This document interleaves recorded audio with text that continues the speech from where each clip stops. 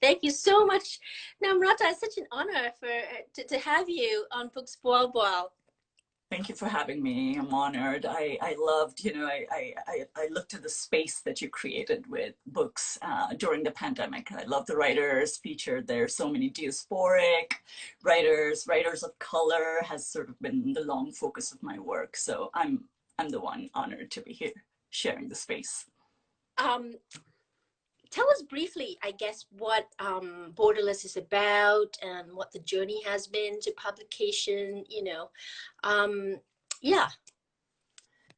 Well, this is the question I get asked so often, and I will start by saying that Borderless is, when what the book is about usually implies that there is a plot that can be summarized, and I have to start by saying that Borderless is not a plot-driven book necessarily. In terms of plot, I would say it's very simple. It's a protagonist, Dia Mittal, who is a call center agent in Mumbai. She's serving American clients and working for an airline company, and she migrates at some point to the United States. That's sort of the plot. But she migrates to the United States because she's trying to get out of the survival rut that she finds herself into in Mumbai, and she migrates abroad, and yet she's not really able to completely get out of that, even when she migrates abroad. So her finances sort of keep her traveling from Mhm. one place to another and sort of deferring the dream that she has of artistic expression in different forms. She loves to dance, she loves theater, she loves writing, she loves painting, creativity in general.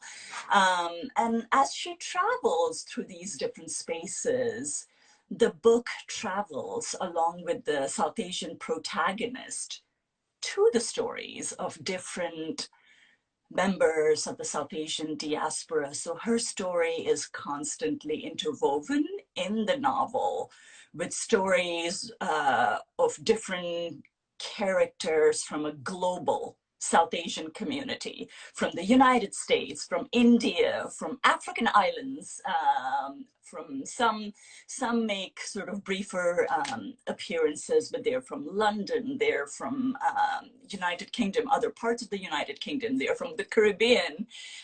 So there's this whole sort of play, as you know, with roots and routes, or roots and roots. And if I had to say sort of in a key word, what is the book about? I would say it's a communal self-portrait of sort of 21st century global South Asian community. Because the book is, yes, about the story, but it is as much about a contemporary South Asian community from across the world. It's that community's story as well. Yeah, I love that. I well, before I forget, I just want to say hello to Yin, to Sonal, for joining us, to Cheryl.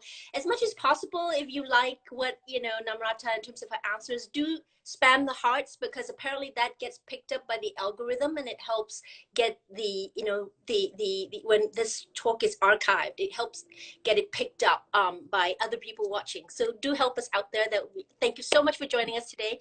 Um, so, Namrata, just to go back to one of the things you said about your main protagonist, Dia, that she worked in a call center. I was actually quite intrigued by that, because actually I don't recall ever reading any book where the protagonist is a call center agent. But yet this is such a big thing. This is almost like a trope, You hear about, or a trope, stereotype maybe, people make fun of it.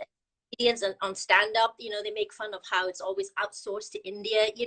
Um, did you have to do a lot of research? Why did you focus on the call center, sort of, that part of it? And was it hard to kind of trying to imagine, yourself in those shoes? Because obviously your life is very different from, somebody who's working in that capacity.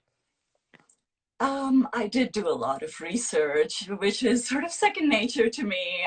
I came to creative writing or fiction writing through a background in academia and academic research. So I am a research nerd. I love research. And you're right, it's a trope in the book, but it's also a stereotype in many ways. I mean, Mumbai is one of the biggest hubs of of I think call centers. I think serving sort of an international clientele, and I hadn't read a story like you about call centers in Mumbai, but I'd seen enough in Yeah. Hollywood. There was a show, right, a television show as well, kind of portraying Mumbai and the characters in such stereotypical ways, and portraying Mumbai probably by not even taking place in Mumbai. From the Mhm. place I could tell, I grew up in Mumbai. So from the place, I don't know where's this show shot. It doesn't look like Mumbai. So I felt like in Hollywood, I did associate Mumbai and a stereotypical depiction of call centers. And growing up, I knew as acquaintances, as Mhm. acquaintances, young people working in call centers, because, extra money on the side, mostly for that, but it's also sort of, migration is such an obsession in my work of 20 years. I'm fascinated by the idea of virtual migration when Mhm. you stay somewhere and you migrate, right? Without really migrating. And that's what sort of maybe is one of the draws for a certain youth culture in Mumbai to Yeah. take up jobs in call centers as well. Um, so I was always interested in that intersection. The idea just came once, actually, when I was teaching at UCLA, and I heard a colleague present, two colleagues present their research on call centers and the idea of virtual migration. I was fascinated, and I knew acquaintances, so I sort of knew sort of the oral history Mhm. side of call centers, and then you have like Hollywood and its depiction of call centers. And then I did my own research. I read a lot on it, and the kind of depiction that Hollywood shows of call center was such a rosy image, I mean, it's such a taxing job. And Yeah. this idea of cameras, right? Heavy surveillance constantly in terms of time. You're managing your time. Call center agents are managing their time, but they're recorded. So, I mean, everything you speak is recorded. So this idea of heavy surveillance and what kind of toll that takes on agents serving Yeah. serving the market. And I felt like as I started exploring that, and then it became a way. I mean, I've always sort of, my work has always been interested in questions of power and power dynamics, and that I think call centers became a way to explore the international division of labor, right?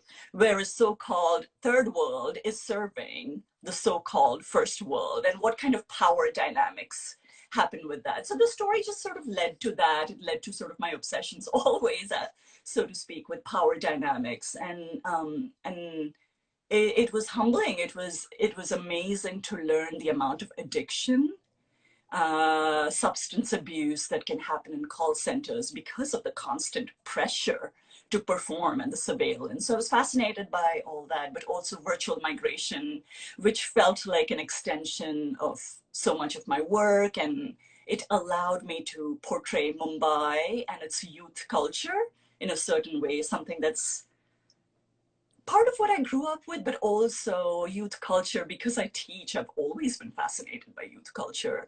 And I never saw those things. And Yeah. this might just be my ignorance. This might totally be my ignorance with Hollywood, with literature, but I haven't seen those things Yeah. portrayed in literary Yeah. storytelling in ways that felt complex over like stereotypical or flattened. So those were some of the inspiration behind. In fact, talking about power dynamics, one of the best things I think about the character Dia, and when you showed her, I was really into it. That beginning story of seeing her in a working in a call center because of those power dynamics, because you humanize her often, right? They're at the end of a lot of abuse from people who basically don't treat them as humans. You know, the call center person is never seen as, they're just seen as sort of a conduit to get what you need to know, you know, to get what you need, whatever it is, the service, you know, to get your solution to some problem you have. Um, and the fact they speak with American accents, that was the other thing. The imposter syndrome there must have been huge, you know. So I really thought that that was so nicely done in that first chapter that you have. I just wanted to plant that in there for people who've just joined us. We're talking to Namrata Podar about her wonderful book, Borderless. I want to come back to something you said earlier about the fact that the book is plotless, or not plotless, but it's just not plot driven. Um, Mm-hmm. and in interviews that you had, that you did elsewhere, you were sort of talking about how you were trying to reflect an oral storytelling tradition by doing that. The fact that there's this sort of fragmented way of following, you know, um, several different protagonists in the book. Can you tell us a bit more about that? On fragmentation, you mean? Yeah, on fragmentation, Yeah. how it reflects, you know, how you were trying to reflect what aspect of storytelling tradition, you know, in what way can we kind of, what can we take away from that? Yeah, the two things, I mean, oral storytelling has always interested me as an idea, as a writer, because, you know, I mean, that's where literature comes from, right? I mean, at some point, it was sort of this oral legacy that then got fixed into writing.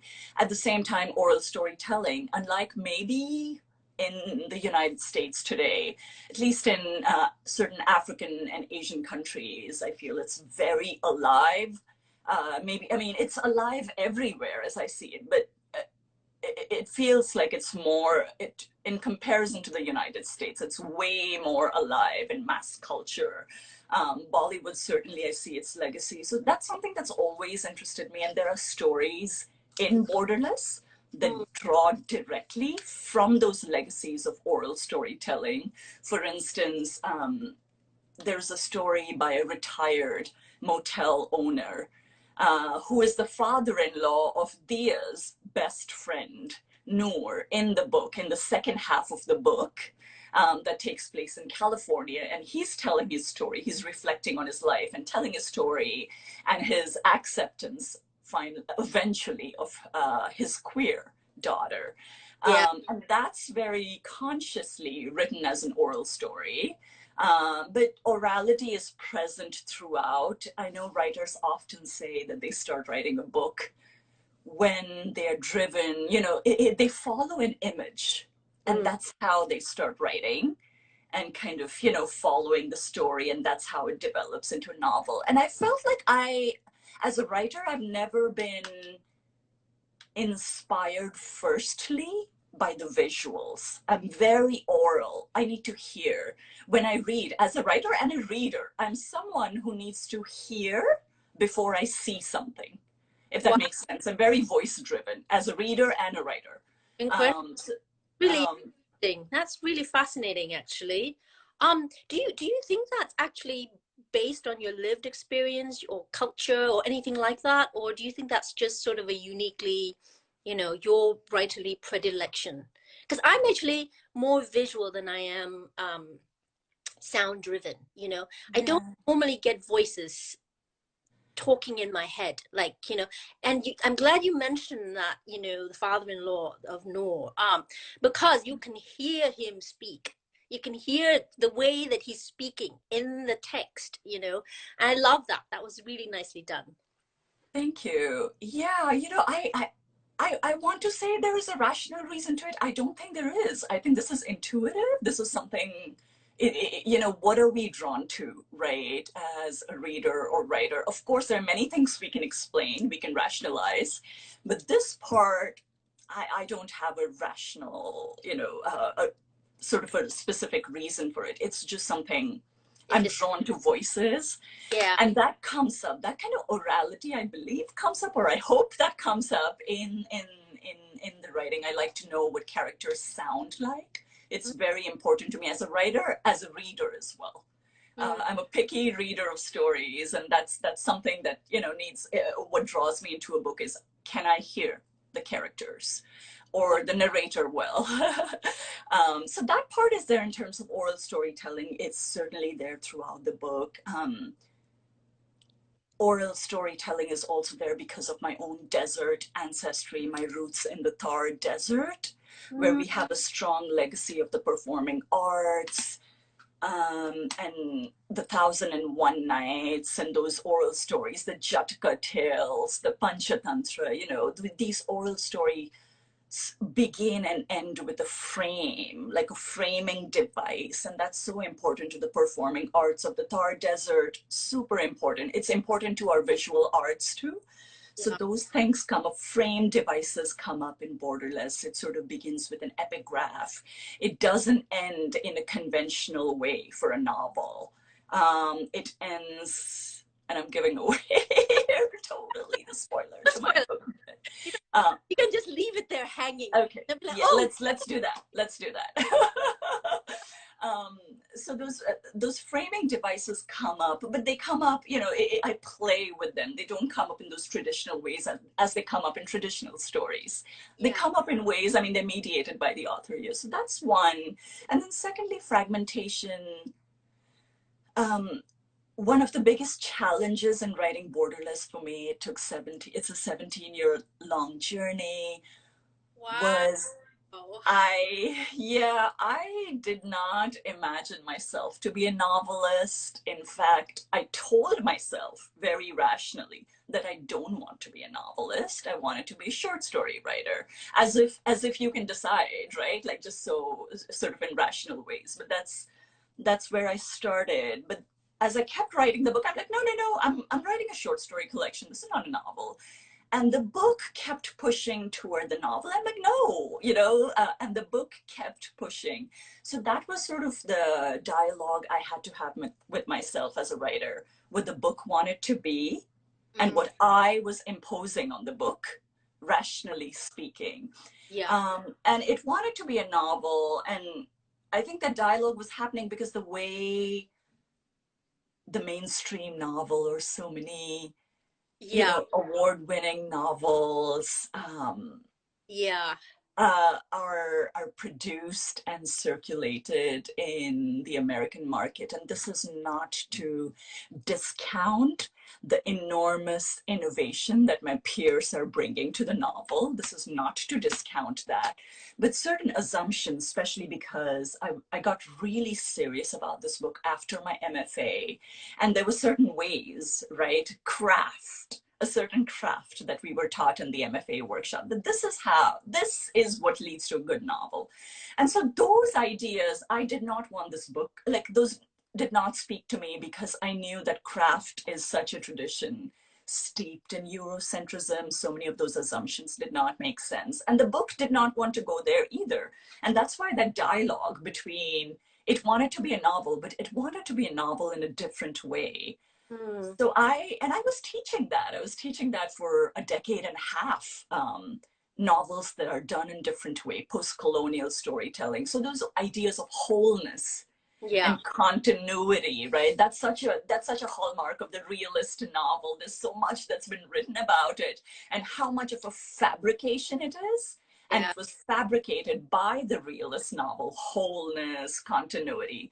And none of it reflects my history as a brown woman who grew up in a formerly colonized land, but also I come from a history of migration. Like, my ancestors, my grandparents didn't stay rooted. We've constantly moved. My community has constantly moved. So we never had that sense of continuity and wholeness to our histories. I certainly did not have, not with desert ancestry or my upbringing in, post-colonial India, or migrating here to the United States. So fragmentation made sense. Fragmentation made more sense to me as a reflection of my history, but also the kind of stories I care to tell. And then Mumbai is a fragmented city. It's an archipelago city, a lot like, the archipelagos of Southeast Asia. As you know, these are fragmented spaces. Los Angeles, you can say, is a fragmented city in terms of its urban planning.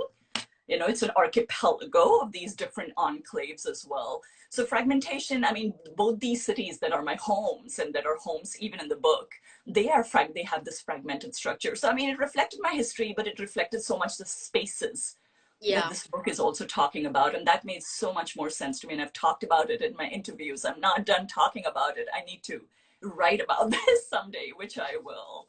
I totally Um, relate to the idea of fragmentation because I actually think that diasporic persons in general have a yeah, fragmented psyche. You're one person in one place and another person in another place. And in both places, you are you, but you're also not wholly you, you right, know?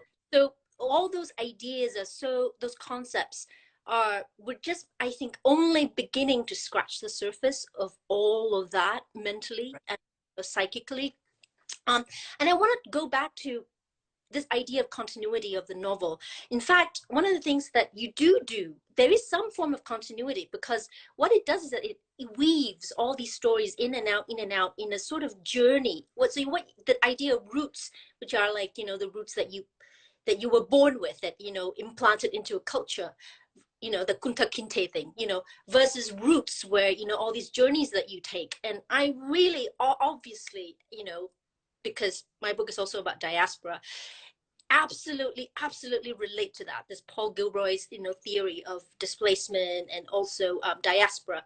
So do you want to sort of talk a little bit about how you actively tried to structure that into the book and how you began to think about it and what you wanted to explore, and where you want to go after this in terms of just all these different ideas of diaspora, especially pertaining to the characters of the book? I love, by the way, you bringing up Paul Gilroy. What a treat for this nerd.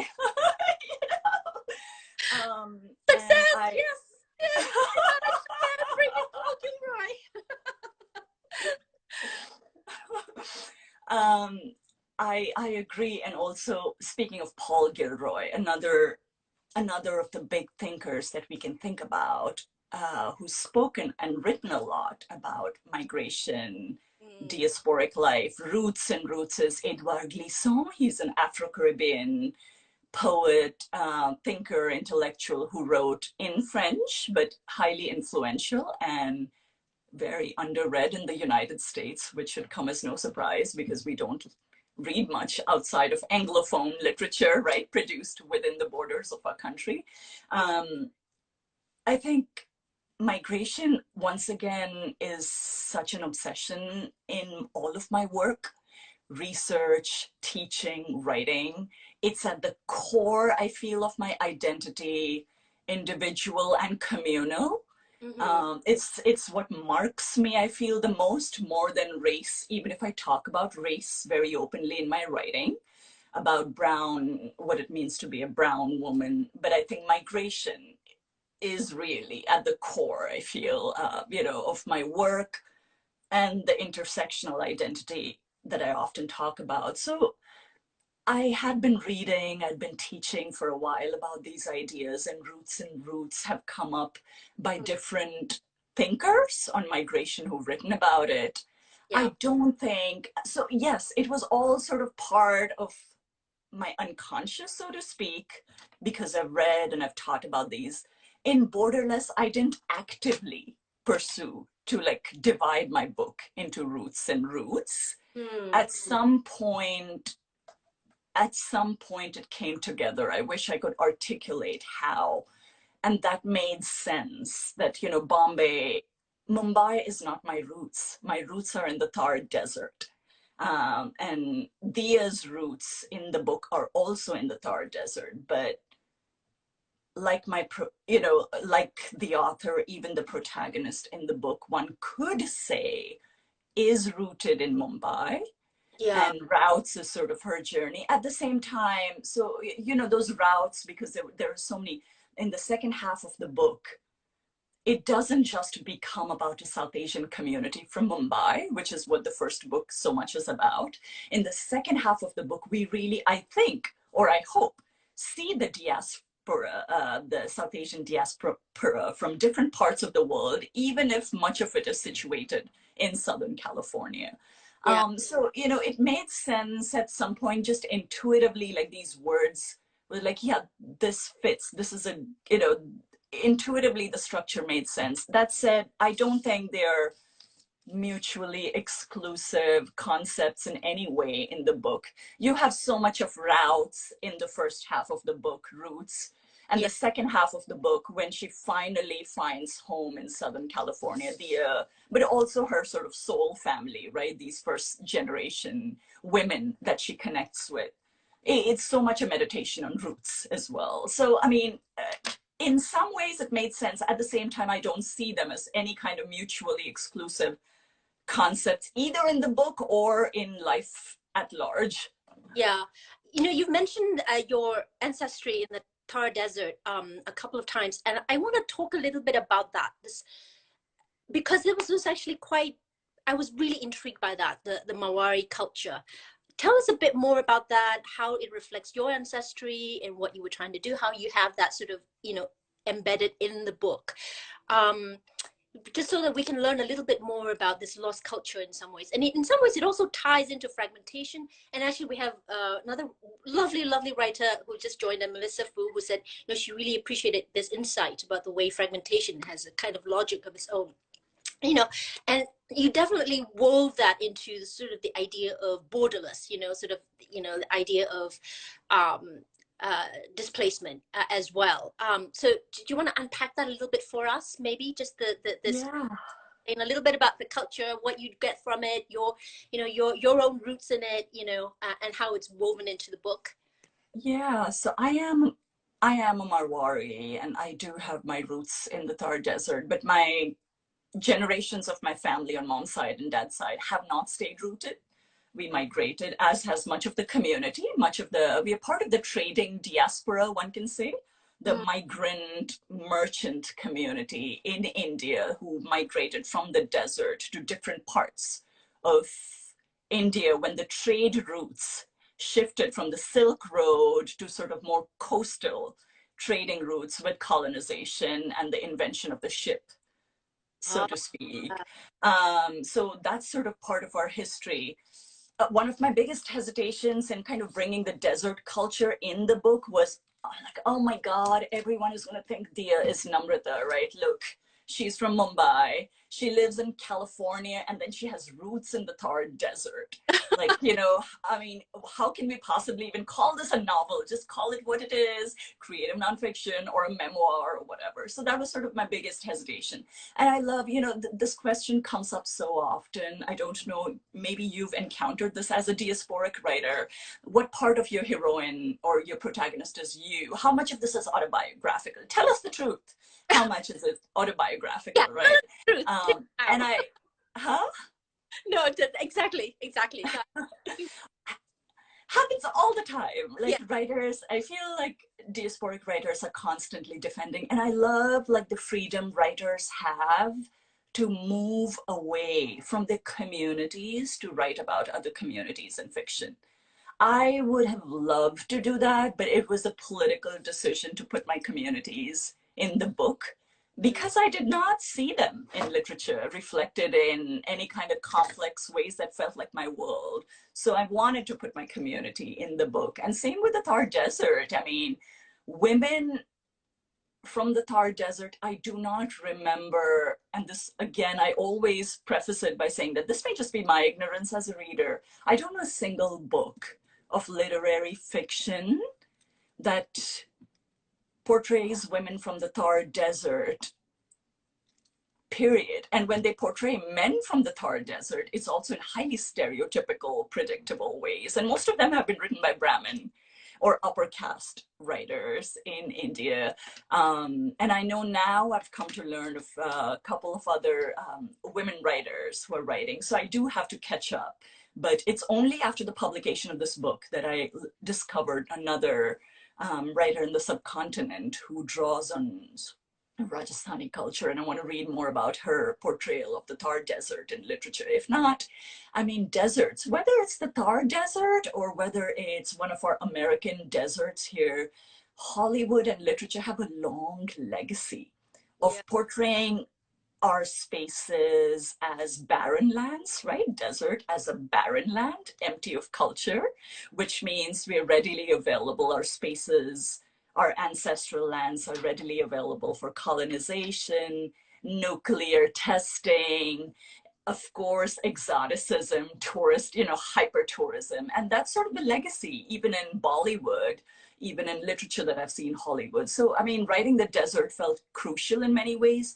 That said, whether it's Mumbai, whether it's Los Angeles, whether it's African islands of the Indian Ocean that come up in the book, or whether it's the Thar Desert, in my book, I'm not claiming in any ways the authority of a local. I very consciously bring and unapologetically bring the diasporic lens. It's the lens of the diaspora on all these spaces. So I should, yes, that was sort of, the reasoning and I say that because one might say, how much of this culture is authentic, right? And I'm like, that was not a question I was pursuing. That's not for me to answer. It's a diasporic lens on all these spaces and the cultures that are trying to be portrayed in the book. That is a very tricky question, a very tricky word as well, authenticity. And I totally, in fact, I think it is very, very clear where you're coming from. That never at any point in time did I feel that you were claiming,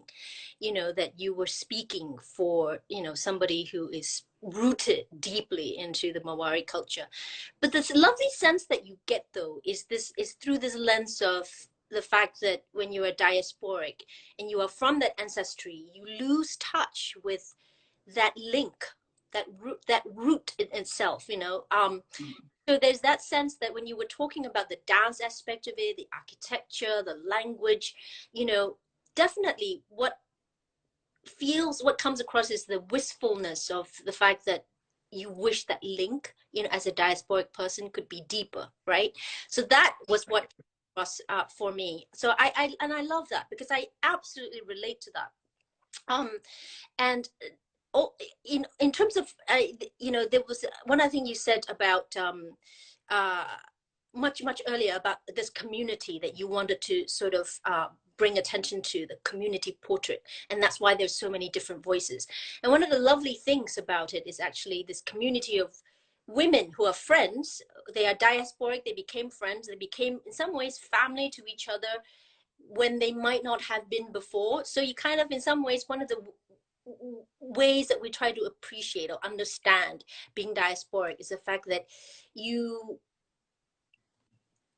lose that closeness to the actual family that you have because culture intercedes. You change, your values change, the person you are changed, the lens in which you view the world change, so you're no longer the same person. So you can't, so that's just like some of the things that you brought up in that, just for example, arranged marriage, might be somebody from it's Devi Laskar actually just came out with an article in literature where she talked about how, arranged marriage in India is still such a prevalent thing, and I need to read that. Yeah, thank you for bringing that up. Yeah, it's kind of interesting because it's to some person who is diasporic, they might think an arranged marriage is so antiquated, in a way, as a way to, find your significant other or to be yoked to somebody for life. It's like, what about love, right?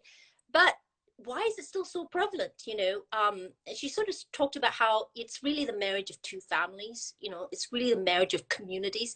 And this brings us back to this idea of community that you were talking about, the community portrait. So do you want to talk a little bit about that, arranged marriage, and how you brought that into the book and what your view on it is? I can only talk about my view of it and, emphasis on my view, maybe. Growing up in urban India, Mumbai, the moment I migrated, and I lived for some time in Mauritius, which is an African island of majority South Asian diaspora. So that was sort of with the United States, that was sort of one of my first intimate encounters with South Asian diaspora, right, outside of India. And I realized that, gosh, Mumbai is such a bubble. like, you know, it's its own Manhattan. I mean, Manhattan is not representative of the whole of United States. I'm sorry, Manhattan and Kansas City are like two planets, right? Yeah, And speaking of California, like San Francisco and LA are two planets to me. Or even within greater Los Angeles, LA and Orange County, where I live, are two planets. yeah, So I can only speak about Mumbai because that's sort of where I grew up. That's the India I know, even if I've traveled all over India, but that's the India I know. I don't, in my generation, I don't see it as very prevalent. In the generation of my sister, my older sister, yes. In my generation, I don't know very many friends who've had like arranged marriages, you know, there. So I think it's both. I think love marriages, so to speak, coexist and arrange. And then I knew that you know, growing up, I was like, hell no, my sister had an arranged marriage. I'm not having an arranged marriage. And obviously I didn't. Um, but recently, you know, I was in the shower and there were these magazines of I went to grad school at Penn in Philadelphia. So we had this alumnus magazine, right? Alumni. And I was just kind of browsing through that alumni magazine, and these last few pages, this is only about Ivy dating. There are these websites and apps about Ivy and Uxbridge dating, oh, right? There are these dating yeah. sites or services. And I was like, how is this? And this is pretty common in the Ivy world. I bet it is common in the Uxbridge world too. Very, How is this any different from arranged marriage? You it's know? not. It's very prevalent also among certain East Asian communities as well, you know, where they specifically would introduce, you know, Right, leaguer to another Ivy leaguer. right, And with already the idea is there that you're introduced, and of course, sparks may fly, sparks may not right, fly, but right. you enter into that conversation with marriage in mind. Right, right, right. And a predetermined set of factors that kind of navigate your search. Right? Yeah. To me, that's sort of the key assumptions of arranged marriage. So, coming back to India, how prevalent it is, I feel it's prevalent in the West too, outside of Asian, South or Southeast Asian or East Asian culture is prevalent in elite circles of the West too. And in a place like Mumbai, I feel both exist, both realities exist. Mhm. You know, I mean, dating is pretty rampant, I can tell you that. And that was another thing I felt when I migrated to the United States. I felt so many who were born and raised here, including my family-in-law, so many of my cousins-in-law, my husband as well, you know, so many younger members of the Indian American diaspora here. Mm. I felt like they're often shocked to hear stories of Mumbai. And I was shocked encountering this diaspora because I thought growing up in Mumbai that the West, diaspora in the West, was much more less traditional. When my encounter with the diaspora outside of urban India, like Mumbai, has been that the diaspora is way more conservative. How interesting is that? Really? I I think that's a pretty accepted understanding though. It's not like a narrow understanding. that it's more it's a little bit like what they well I you say that, but you know, I obviously have a lot of Indian friends, and I'm actually married to a Pakistani, British Pakistani myself. So I do see a lot of different, you know, sort of ways that they do hold on to the culture. In some Right. ways, they're more conservative. It's conservative. In some ways, they're not. But it's Sure. also like when you know when you encounter expat Brits overseas, they're more British in some ways than the Yeah. Brits at home. Yeah.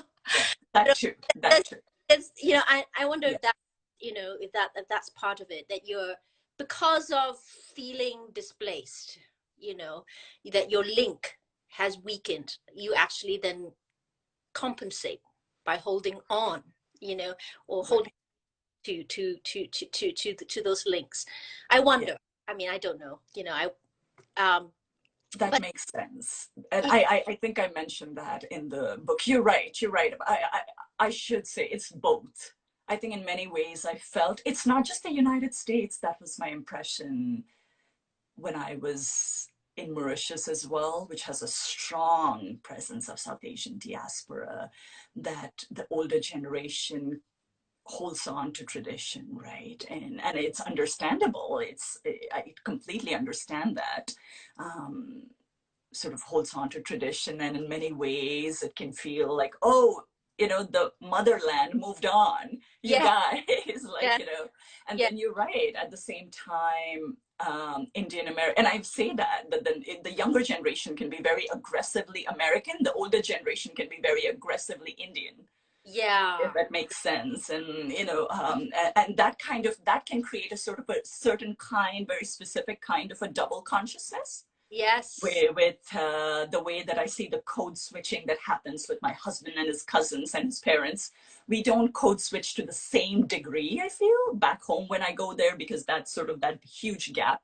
Yeah. It's not there because of absence of migration to that same degree. I don't know. So I do think in many ways the book kind of touches on all these nuances, I hope, without flattening these nuances between the No, different members of the diaspora. no, it doesn't flatten at all. In fact, if anything, it opens it up for discussion. And this is why it's such an interesting book. I want to talk. Well, we need to wrap up actually because we sort of exceeded our time a little bit. But it's been so interesting to hear your answers, because I feel like we've only begun to scratch the surface. There's so much to talk about in terms of just diaspora, migration, virtual migration. This idea of virtual migration, I think, is actually really fascinating. Um, Mm. Tell us a little bit about what's your next project, and how what your hopes are, that just in terms of parting words about Borderless, where we can find the book. Let's definitely make sure we mention that. Yeah, well, I'll begin with the last one first. You can, I mean, they're available on Amazon.com and in both South Asian markets and North American markets, but also any of the local independent bookstores. So please, in both markets, in Yes, North America and South Asia, and then Bookshop is a great one to support, once again, indie bookstores in North America. And in terms of global shipping, I believe it's the Book Depository that sort of ships across the world for free. So that's one. My hopes for it is obviously to reach a broader audience, especially of our Asian diaspora, which are concentrated in so many other parts of the world. So United Kingdom, Australia is one, Caribbean, Africa, especially our diaspora. I feel I would love for this book to reach, because that's sort of my main inner circle of the audience, even if every writer wants to reach every possible reader. yeah, What am I working on? My obsessions, I don't think for in my writing will ever change. I'm fascinated by the question of power and power dynamics, especially as they reflect through the intersection of race, class, gender, and migration. Those are my four, even if these intersections can be taken to many other directions. These are sort of my four obsessions. So I think that's what I've always talked about. That's what I talk about in Borderless. That's what I'll continue talking in my future books. I'm currently working, and I don't know, books have a mind of their own, so I cannot impose a timeline. But in short pieces, I'm writing on motherhood and obsessions that come up in Borderless as well. New to early motherhood, not the later stages of motherhood. fascinating, very interesting. I'll be very curious to see to encounter your next work. So basically, Borderless is published by 7.13 Books, is that right? With Elaine Chiew in the US, and in India is published by HarperCollins, correct? That's right. HarperCollins. HarperCollins, India. Yeah. So please support the book, people, and buy it, and and support Namrata. At Books Bual Bual, we actually champion the next writer by having the writer who comes on, recommend the next writer that we can try to get. So is there somebody that you would like to champion in terms of their writing?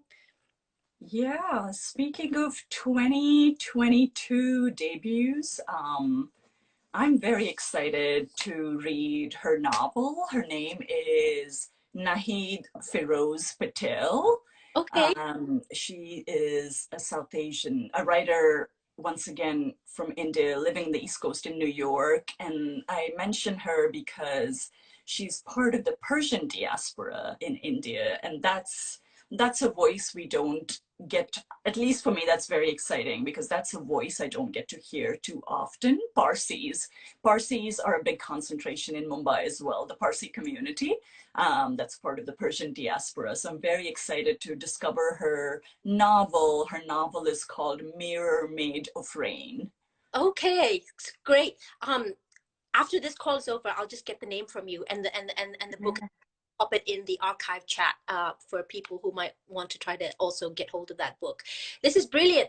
Okay, I'm gonna wrap up here. You know, I feel like we need another big long conversation at some point, just because there's so many things you mentioned here today, Namrata, that I really absolutely appreciate and also relate to. You know, the themes that you feel you're really drawn to, that you want to explore. Same for me. I feel like there's so much that you've unpacked for us very quickly. Please do get the book. Thank you so much for everyone who's joined us today. Thank you for your presence. Please do support Namrata and check out her book. And hopefully we'll get to have a, I don't know, maybe meeting live at some point, you know, or another conversation, definitely on Books Bual Bual. Thank you so much, Namrata, for joining us. Thank you for having me, Elaine. Honor again. Yes. Bye, everyone.